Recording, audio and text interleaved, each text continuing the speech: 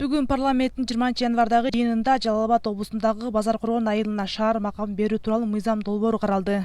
Анда административдик аймактык бирдик катары Базар Коргон шаарын түзүү сунуш кылынган. Мындан тышкары жалпы 17 калктуу конуштуу айыл категориясына киргизүү сунушталган.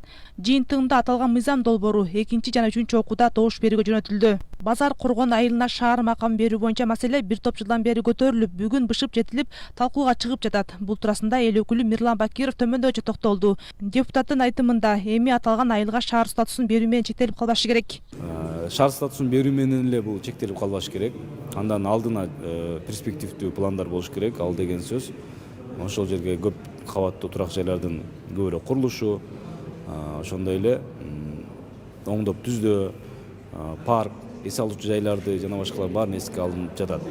Белгилей кетсек, Базар Коргон айыл аймагы ушундай эле аталыштагы райондун борбору болуп саналат. Расмий маалыматка таяна турган болсок, айыл аймагындагы 12424 кожолукта 58842 киши жашайт. Жана айыл аймагына 5 айыл менен калктуу конуш кирет.